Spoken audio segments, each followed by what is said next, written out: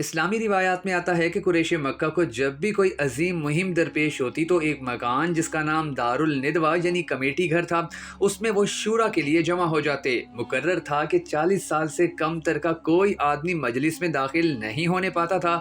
جب قریش مکہ نے دیکھا کہ نبی مکرم صلی اللہ علیہ وآلہ وسلم کا کام دن بدن ترقی کر رہا ہے اور اہل مدینہ بھی آپ کے حلقہ اطاعت میں داخل ہو گئے ہیں، تو وہ طیش میں آ کر دار الندوہ میں اکٹھے ہو گئے۔ ہر قبیلے سے ایک سن رسیدہ تجربہ کار نکل کر کل 40 مرد وہاں فراہم ہوئے۔ اس وقت شیطان لعین بھی بصورت ایک مرد پیر کے دروازے مکان پر آیا۔ دربان نے اسے روکا کہ تو کون ہے؟ اس نے کہا کہ میں بخت سے ایک مرد جہاں دیدہ ہوں۔ میں نے سنا ہے کہ تم لوگ مرد محمد صلی اللہ علیہ وآلہ وسلم کے دفع کے لیے جمع ہوئے ہو، آیا کہ تم کو اپنی رائے صاحب سے نفع پہنچاؤں۔ دربان نے اسے اندر جانے کی اجازت دے دی اور شیطان اندر چلا گیا۔ جب سب لوگ اپنے اپنے مرتبہ و مقام پر بیٹھ گئے تو ابو جہل اٹھا اور کہا، اے معشر قریش، ہم لوگ ملک عرب میں ایک خاص توقیر سے ممتاز ہیں۔ ہم مجاوران خانہ خدا ہیں کہ اطراف عالم سے لوگ اس کی زیارت کو آتے ہیں۔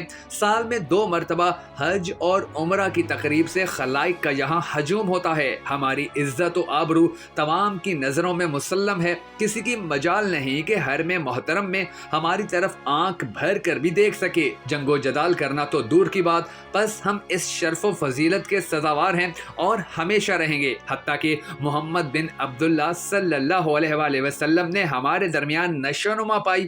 ہم بوجہ اس کی اصلاح و تقوی اور امانت و دیانت کے اس کو امین کے نام سے پکارتے تھے، اور وہ ہم میں عزیز و گرامی بھی تھا، حتیٰ کہ دعویٰ کیا کہ میں رسول فرزدادہ خدا ہوں اور آسمانی خبریں میرے پاس آتی ہیں۔ بس وہ ہم کو احمق ٹھہرانے لگا اور ہمارے نوجوانوں کو فاسد کرنے اور ہماری جماعت کو پراگنندہ کرنے لگا۔ اب کہتا ہے کہ ہمارے بزرگ تمام آتش جہنم میں ہیں، ہم کو کوئی بات اس سے زیادہ ناگوار نہیں اور ہم ہر طرح اس کے دفیہ کے خواستگار ہیں۔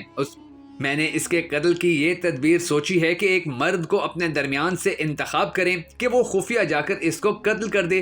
جب بنی ہاشم اس کے خون کا دعویٰ کریں تو ہم ان کو 10 گنا خون بہا دے کر راضی کر لیں۔ شیطان لعین کہ جو نجدی شیخ کے لباس میں حاضر مجلس تھا، یہ اٹھ کھڑا ہوا اور کہا کہ یہ رائے دور از ثواب ہے، کیونکہ کوئی تم میں ایسا نہیں کہ اس کام میں اپنی جان دینا گوارا کرے، اس لیے کہ بنی ہاشم کبھی راضی نہیں ہوں گے کہ محمد مصطفیٰ صلی اللہ علیہ وآلہ وسلم کا قاتل زمین پر زندہ رہے۔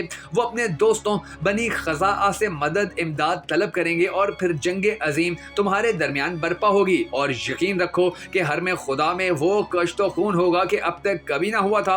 پھر عاص ابن وائل، امیہ بن خلف اور ابی بن خلف نے کہا کہ ایک مضبوط مکان بنائیں، اس میں سوراخ رکھیں اور محمد صلی اللہ علیہ وآلہ وسلم کو اس میں داخل کر کے دروازہ بند کر دیں گے، وہاں وہ اپنی موت سے مر جائے گا، جیسا کہ ظہیر نابغہ اور امر القیس ہلاک ہوئے۔ شیخ نجدی لعین نے اس کو بھی ناپسند فرمایا۔ پھر عتبہ، شیبہ اور دوسروں نے کہا کہ اس کو اپنے شہر سے نکال دیں اور اپنے خداؤں کی عبادت میں مشغول ہوں۔ یہ صلاح بھی رد کر دی گئی۔ اب سب نے شیطان سے کہا کہ اے شیخ نجدی، تو اپنی رائے بیان کر۔ اس نے کہا، میری صلاح یہ ہے کہ قریش قبائل کے ہر ایک قبیلہ سے، نیز ان عرب قبائل سے کہ جو تمہارے ساتھ اتفاق کریں، ایک ایک آدمی لو، ایک مرد بنی ہاشم سے بھی تمہارے ہمراہ ہو، سب مسلح ہو کر ایک بار محمد صلی اللہ علیہ وآلہ وسلم پر جا پڑو اور اس کو قتل کر ڈالو، کہ اس طرح سے اس کا خون تمام قبائل میں منتشر ہو جائے گا اور بنی ہاشم کسی ایک خاص شخص سے اس کا دعویٰ نہیں کر سکیں گے، کیونکہ تمام قبائل سے مقابلہ کرنا ان کی طاقت سے باہر ہے۔ پس اگر وہ دیت طلب بھی کریں گے تو 1، 2 یا زیادہ سے زیادہ 3 دیت ان کو دے دینا۔ اس رائے پر سب نے اتفاق کیا اور بموجب ایک روایت کے کہ یہ صلاح ابو جہل نے پیش کی تھی اور شیطان لعین نے اس کو پسند کیا تھا۔